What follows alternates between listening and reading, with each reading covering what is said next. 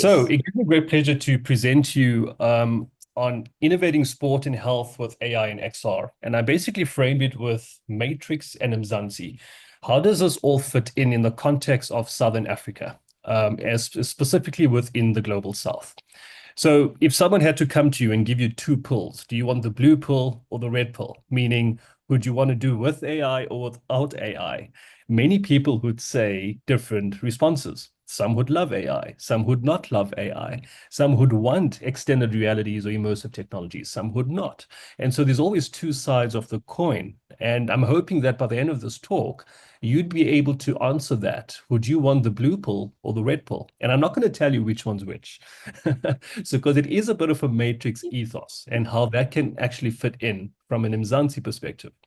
Now, when I was at the United Nations last year, where we were discussing open source science for collaboration, there was obviously quite a bit of discussion around the global north and the global south.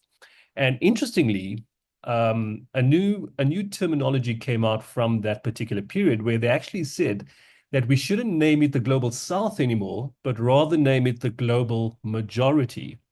And that for me was quite fascinating because we can see that from the developing economies, a vast majority of nations in the global context are part of the majority. Now, when we think of Mzansi, it's also a Xhosa word that means south or southern part. This particularly refers to the South, South Africa, or even Southern Africa. There's fantastic innovations that are out there. How do we all bring it to our Mzansi? How do we bring it right here? And I think this follows on quite nicely from Alan's talk because he speaks about access, to Wi-Fi or access to the internet, and specifically with technologies like AI and XR, in itself, you do need access to the internet, right?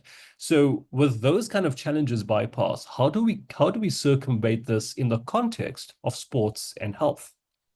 So when we're looking at the AI and VR partnership, we also need to understand how do we partner this with human expertise. So collaboration between AI systems in healthcare or sport professionals, it's really imperative. But what we really need to focus on is how do we understand that AI is there to augment human capabilities, leading to more accurate diagnoses and better patient or athlete outcomes. And I think that's the key balance that we have to focus on in the context of health and sport. I've recently drafted this op-ed in The Conversation, where we talk about AI-driven motion capture and how it's transforming sports and exercise science.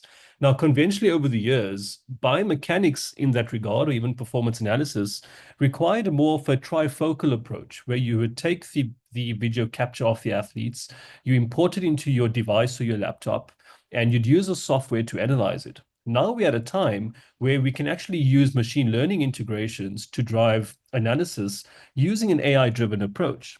Now, the common question that would be asked is, well, how does this particularly be used in the context of South Africa or in the rural areas? Well, there's good news because back in the day, we would have to take athletes into expensive laboratories to track movement or to analyze their performance.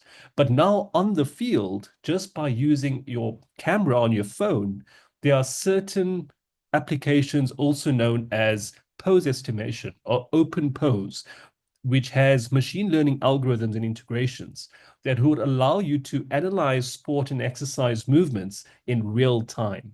And with the way going forward, these are the kind of low cost and low hanging fruits that we can certainly integrate within our communities or within society where expensive laboratories or access to these laboratories which are usually regarded for elite athletes or teams, are often preserved. And now we can now cast the net even wider with an AI-driven approach, such as machine learning for sport and exercise science. So I'm going to set up this particular talk using this race by Usain Bolt. And many of you are aware that he ran the 100-meter race in 9.58 seconds. Well, let's just basically dissect this race and cut it into further because that sets the tone for the talk with regards to AI and extended realities. So he came out in 9.58, second person 9.71, and the third person was 9.84. Interestingly, the difference between the second and third place runner is 0.13 seconds apart, and the the difference between Usain and the third place runner is 0.26 seconds apart. Even more remarkably is that the difference between the first to the last place runner is 0.76 seconds. They all finished the race in less than 1 second. That's how quick and how minute the time fractions are within a 100-meter race. Those two sounds that you've just heard is the difference between the first place and the last place runner. And that just shows you how minute the difference is between the fractions of the time completing a race. So what I decided to do is I decided to compute all of these times on a plot over 100 years and understanding what is the world progression record of the men's 100 meters. Here you see the actual readings. And then I use a logistic regression where I try to understand when would we have found a record breaking a time of 9.58 seconds. And the logistic regression revealed by 2040. And so that is a bit staggering because that tells us that after 2000, we see that bit of a dip and something had happened. And we see that as an outlier, Usain Bolt, many would say that he is ahead of his time, at least 20 years ahead of his time. But between 1920 until now, we're seeing something quite different. We're seeing that after 100 years, females are 3 seconds faster, going from 13.6 to 10.54. But the males, over a 100-year period, we've only become 1 second faster, which means 100-meter races are ran in milliseconds. And in the context of high performance and running, milliseconds matter.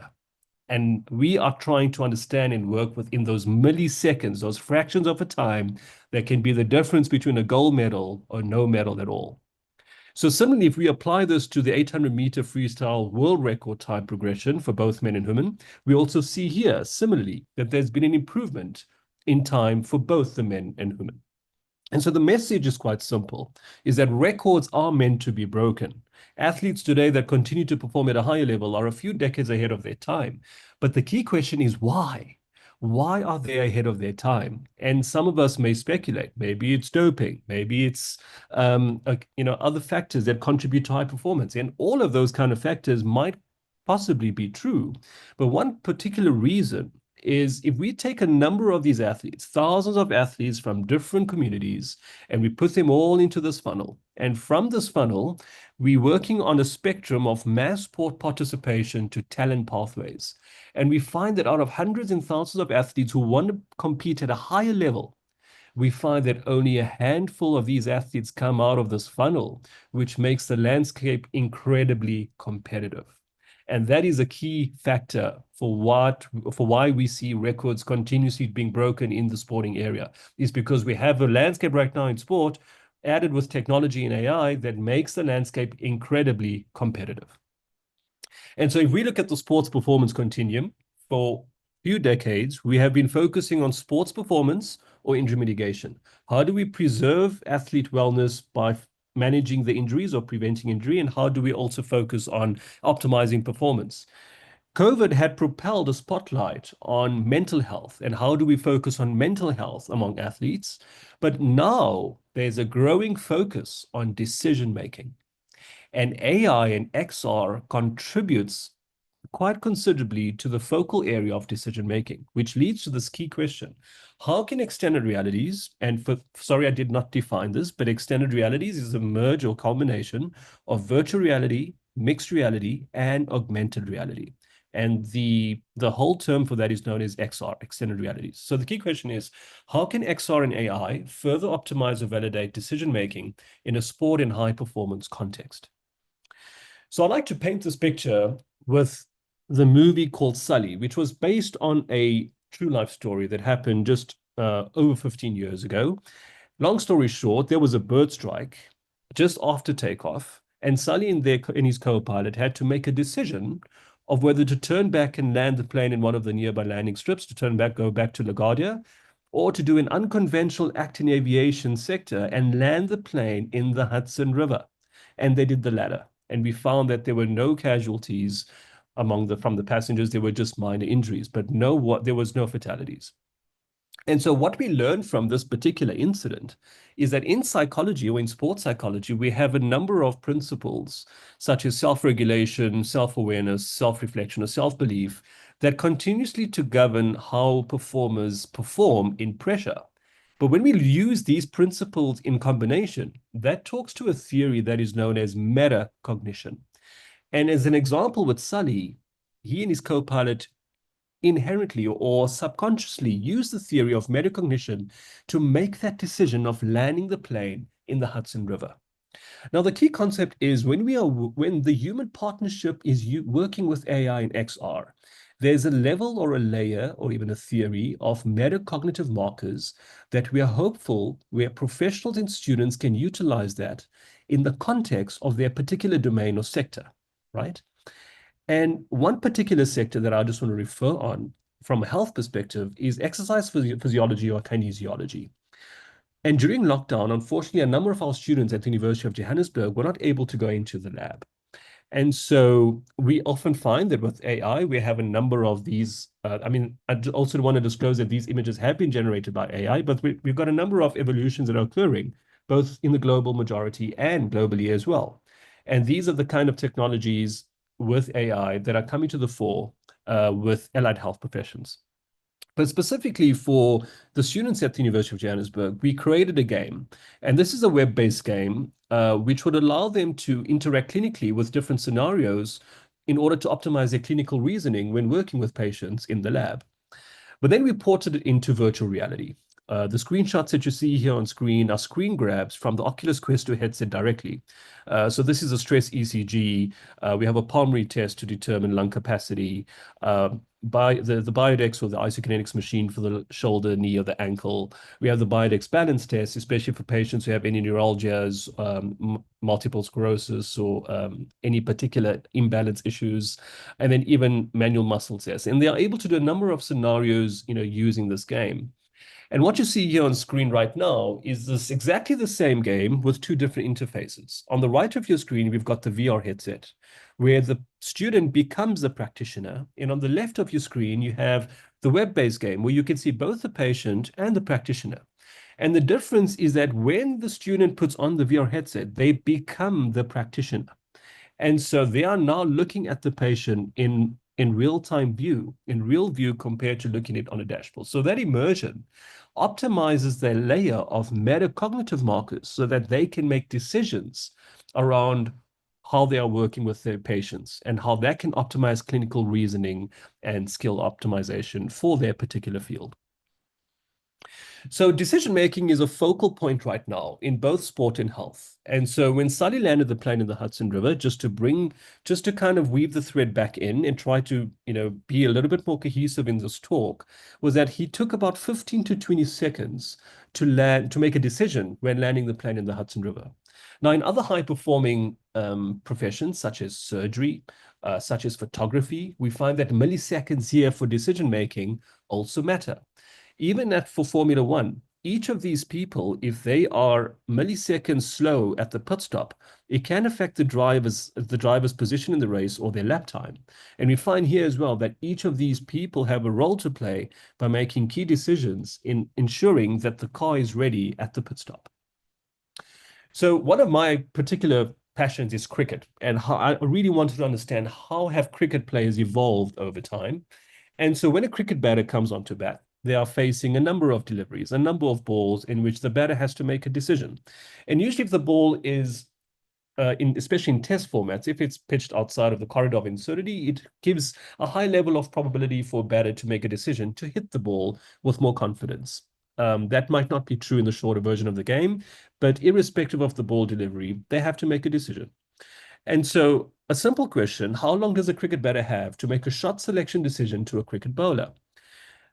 So if we take all different mathematical things, looking at 150 kilometers an hour, looking at the pitch length, it tells us that at 150 kilometers an hour, more or less, the decision is about 0.48 seconds. Now, if you think of the 100-meter race, the difference between the last place and the first place runner was 0.76 seconds. And here as well, we find that irrespective of the speeds of the deliveries that a batter faces in cricket or baseball, it's all under 1 second. So it ranges from 0.97 and it goes all to 0.45 if it's at 160 clicks an hour. So it's all under 1 second.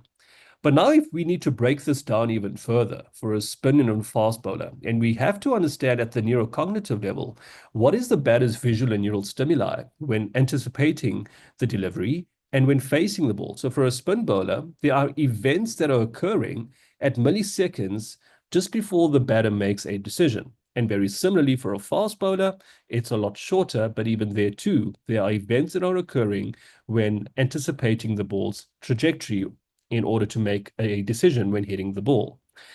And this has a huge implication for extended realities because we can now understand through, I mean, these are haptic tools in cricket, tennis, and baseball. Can we optimize decision making and performance with extended realities for athletes using XR and integrating it with generative AI so that it acts as a level of coaching feedback while they are training in a simulated environment? So just like pilots in aviation train with simulations, and they found that simulations during Sully's event said that they would have been able to turn back and land on one of the nearby landing strips, when they accounted for those seconds delay and the human factor, they found that they would have actually crashed into one of the nearby buildings.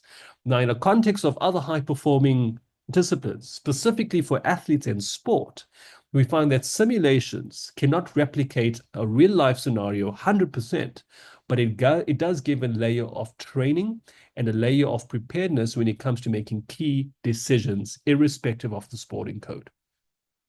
And so if you look at a number of the haptics a number of the headsets within the particular industry right now, there are four notable ones that are highly utilized within the sporting context: the HTC Vive, the Valve Index, the Oculus Quest 2, 3, or the Pro, or even the Pico. And they even have an eye tracking feature. And so we can even work with vision experts or even optometrists to determine that when is an athlete making a key decision or performance based on their gaze behavior or eye tracking capability. And so there's a number of elements that we could measure to determine athletes' decision-making capability. And I am now co-supervising a master's student in optometry where we're actually looking at decision-making and gaze behavior among paddle players in Johannesburg. This is a recent master's graduate of mine, David Copping, who looked at injury mitigation among South African tennis players through virtual reality, a randomized controlled trial, and his findings were quite fascinating. And through his intervention study, he found that there was no distinctive effect of using VR when preparing. But interestingly, when it came to warm up and coupling it with resistance training, there was a particular area in which VR had an effect for both functional movement screening and the YBT-UQ performance stages. So the findings from the study was not conclusive, but it did show a layer of promise in how VR can be integrated from an injury mitigation perspective when working with players who need to warm up adequately. I've also been dabbling in some cricket in VR myself, playing with this game and trying to see if we could really optimize how we play or how we train in cricket. And this is an example of what 360-degree VR looks like. It's really fun. It's really cool. But can we merge this with different parameters so that we can understand what certain parameters to measure to optimize an athlete or a cricket player's potential? So this is me in the MIT Immersion Lab in the US. And if you ever wanted to know what a lab rat looks like, that's it. It's very rare that you would have any particular participant wearing a VR headset and a VO2 mask on at the same time. So I had all the bells and whistles on, and we were trying to understand what can we measure to really understand how do we develop a methodology or framework that would allow us to measure more athletes in the future so that we can understand how to better optimize their potential with the integration of virtual reality training. And so some of the variables that we had looked at was 3D motion capture, force plates, accelerometry, the gyroscope, heart rate, VO2 max, electromyography, as well as grip in virtual reality. And this is the lab setup that they have there at the MIT Immersion Lab. And the goal in the future would be, how do we try and set up a very similar lab that has a very holistic interface within the South African context, so that we can also use both machine learning or markerless motion models as well as marker-based models to understand different parameters. So these are the different data items, and it's quite a holistic one. So instead of just looking at one particular data item, if we can have a more holistic data approach, we would be able to really understand how can we innovate, but also measure and understand the capabilities of an athlete. So if we merge virtual reality with markerless motion capture, this is the whole goal that we can get, is that we can get skeletal data while the athlete is actually playing at the same time, whether it's with cricket, with baseball, or even with tennis as well. And then we will be able to understand different data points, both in 2D and 3D. So in this example, we have a bat swing path in both a 2D form as well as in a 3D form. And there's a number of areas that we'll be able to look at using this holistic marker-based approach. Further from this, there's other anomalies that we could possibly look into based on the data we have. So muscle activation while batting with VR, the VO2 and heart rate responses during a batting trial using VR, and then also the joint angles during the batting swing using VR. And the way forward is that we will certainly have some exciting integrations of AI built in within the VR headset so that we can determine whether AI can assist from a coaching or a feedback perspective. And we find that in the elite sporting arena right now, or even in the healthcare context, everything right now is around real-time feedback. And I think AI certainly has a place in providing that feedback, both for training, but also for performance as well. So this is a paper that we had published recently in the Journal of Sports Science, where we tried to determine whether 3D markerless motion capture coupled with extended realities has a position and a place within the sports and exercise context. There is a requirement for more empirical evidence within this area, but it does set the tone for allowing us to build on this framework even more with several studies that we have planned in the future. So in summary, some recommendations in future directions: we need to extend protocol validations across the context, apply XR validation frameworks to other sports, example, baseball, football, or tennis, include different athlete levels and game scenarios. Deepen neurocognitive integration, so merge electroencephalography, EMG, and eye tracking with XR to map real-time decision-making and brain-body performance dynamics. If we can understand intuitively what the brain activity is of an athlete or a high performer with these integrations, that would be a lot more robust in terms of our understanding and the insights that we can use going forward. Enhancing the human AI XR synergy, developing adaptive XR tools that integrate AI analytics, and supporting decision augmentation in coaching and rehab.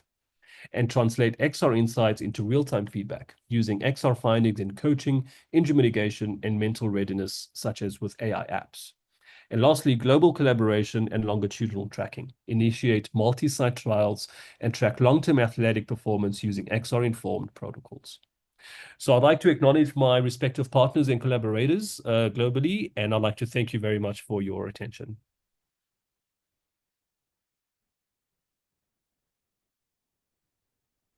Thank you very much, Prof Noorbhai. That was fascinating. I'm sure that it will have applications in all kinds of areas, from the sporting discipline to all kinds of health applications, and also decision making and handling of crises and disasters. That it's got so much potential, I think. I can't see any. Oh, wait a minute. Here's one. No, that I is, think from yes. Busisiwe. I think Busisiwe Busisiwe. Ellen has one. So I'll Yes. just read it out. As a teacher Okay. educator in science and technology education, I'm interested in how XR and AI can support metacognitive development. How do we ensure these technologies enhance rather than override learner agency, especially in diverse and under-resourced contexts? What ethical safeguards would you recommend to prevent cognitive overload and data misuse? Also, have you worked with EON XR tools, and how do you see their potential in fostering? Yeah, so I think, there's quite a few questions there, and I think just to unpack it a little bit. So, EON and a few other partners within the industry have certainly focused on a number of these XR tools, and I think it does have a sector agnostic use case in which these can be utilized. So I think that does have a very good place for education. I've worked with some of the free trials on EO and XR, and I think from an educational perspective, it's certainly a very, it's certainly very applicable to the educational context from foundation right up to university phase. And then XR and AI can certainly support the metacognitive development. I think it all depends on AI is only as good as the quality of the data sets. So if you have good quality data sets and if you can build those models to determine what kind of approach you want to use, you can then parallel that with an XR software or interface, and that's how it can work hand in hand together. And we find that it's not AI first or XR first. If you're going to do both, they both come together. And so it's very important that you kind of panel beat and benchmark the AI and XR process in parallel, so that you can meet certain objectives like obtaining metacognitive markers within education, or even ensuring that there's learner agency. If you can even integrate these, provided that there's adequate resources, you can also ensure that these can even be done within the under-resourced communities as well. Right. Very interesting. Thank you very much indeed. Um, any other questions? Zama has a question. What are the chances of someone who's very good at VR sports games being able to compete in the actual sport? Yeah. So that's a great question, Zama. And I think that's what we're trying to understand and figure out right now as we go along, is that we're not saying that if you are good at a VR sport, you're going to be good in real life. The whole Mm. point of VR sport is that it acts like a simulation to train people for the real life scenario.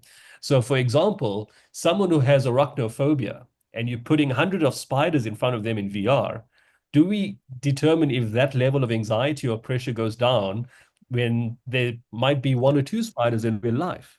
For example, there's another one where if someone has a fear of heights, like I do, and in VR, when you look down, basically it's about 1,000 meters off the ground.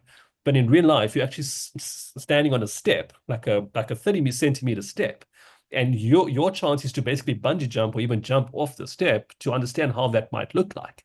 And so Yeah. they have these kinds of simulations or training to determine. So I think for anxiety or for pressure or for psychological coping, there's certainly a use case. But for sport and health, it's more focused on skill acquisition. So how best are athletes or high performers acquiring skills in VR, and can they translate certain of those some of those skills into a real life scenario? So they won't be able to replicate all of that in a real life scenario, but if they can understand how we could optimize aspects of decision making, gaze behavior, certain skills, or even focus on pressure and anxiety, then it certainly does have a use case. But we need more empirical evidence in this area to fully understand what can and what doesn't work.